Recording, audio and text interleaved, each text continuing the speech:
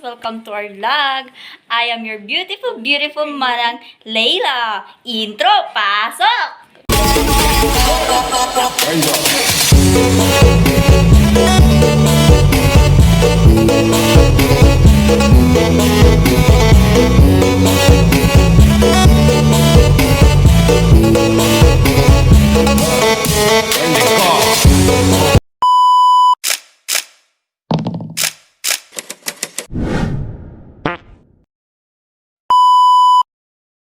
Good morning, Miss Edlene. Bakit po tayo nandito?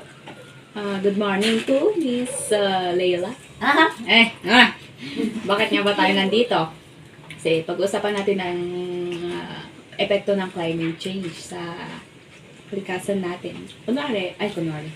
Example nito, soil erosion, flooding, tsaka air pollution, and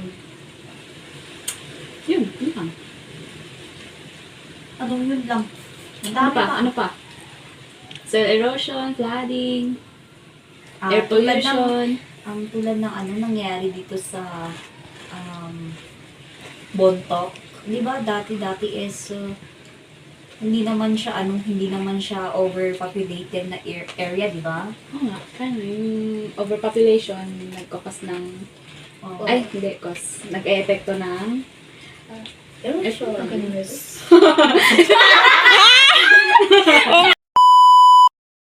Today's vlog, we are talking about climate change. So, what is climate change? Miss Edley? climate change. Ano nga ba ang climate change? As we all know, climate change is ang pagbabago-bagong klima ng ating klima.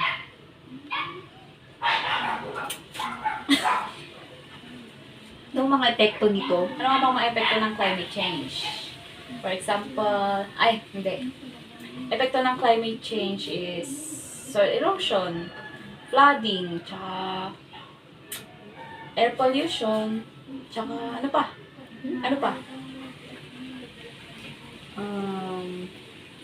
Sea level rising? Pwede. Ano pa? Flooding, soil erosion, air pollution, sea level rising, increased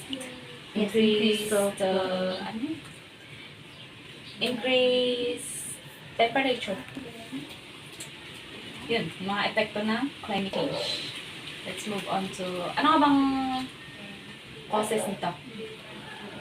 Yung mga cause naman nito, katulad ng pagpuputol ng puno na hindi naman natatamnan, yung mga pagbabasura ng basura sa kabuntukan. oo, tulad ng Yung sa soil erosion is yung yung pagpuputol ng mga kahoy. Tapos hindi naman nila binabalik or hindi nila pinapalitan para may kapalit yung puno na pinutol nila. And Yung pagsusunog sa bundok. o pwede rin yung mga causes naman ng flooding is katulad ng mga basura na natatapon lang sa kanal, hindi na nalilinisan.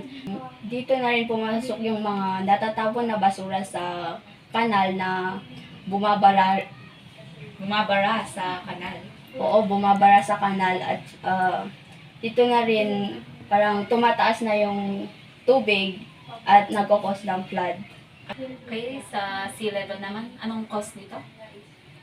yung cause nito is yung yung basura din na naiipon na natatapon sa ilog. Napupunta yung basura sa ilog. Yeah. Na nag-lead na din doon sa dagat. Kaya, Yun yung sa yung sa temperature temperature changes, yung yung mga basura na nasusunog, yun yung nagko-cause sa, yung usok nito is yun yung nagko-cause sa ozone layer natin, kaya nabubutas yung layer. Oo, yung layer niya. Kaya yun yung Parang umiinit na kasi nabubutas yung layer. Oo. Dahil sa pagsusunog ng basura. So, paano ito masusolusyonan? Isa sa mga solution na maaari natin gawin is yung 3 R's, the reduce, reuse, recycles. Marami tayong mga basura na pwede naman nating i-recycle para magamit muli. And sa mga nabubulok naman, pwede naman natin silang gawing fertilizer at para hindi na sila maisama dun sa mga plastic waste. Diba? Oh, pwede. And then yung ano naman sa soil erosion, yung tree planting na dapat every year, hindi naman sa every year pero mas maganda na rin yung 6 months ganun. Every 6 months. Yeah, every tatanan. 6 months. Mas maganda din kapag pagpuputol ng kahoy na lang, tanan na lang para mapalitan. Para hindi na every 6 months ganun. Or pwede din, every 6 months. Or pwede once a year lang naman. Basta may tanim ka lang para ma-hold yung soil Hindi mo sa ano naman sa flood. Anong pwedeng solution yun? clean up drive siguro. Oo. Pwede yung clean up drive. With the help of other officials, pwede Yeah. tayong magsagawa ng clean up drive nang sa ganun ay malinisan ang ating kapaligiran. Oo, pwede. Pwede rin namang mag-usang pulutin na lang at ilagay sa tamang basurahan. Kasi tapon lang dyan, Ako lang dito. mga di na flood. Oh. Tao yung kawawa. Tao ang may gawa. Wow. Diba? Hindi ka ba tao? Hindi naman, sa totoo lang. Tao rin naman, yung totoo. gumagawa ng Tama. Tapos yung sa air pollution is yung yung mga pabrika na pagawaan ng mga plastics. And Yung pagsisiga. Pagsusudog ng basura. at kung pwede din namang yung bawas-bawasan natin yung paggamit ng mga transportation gaya oo. ng sasakyan, motor.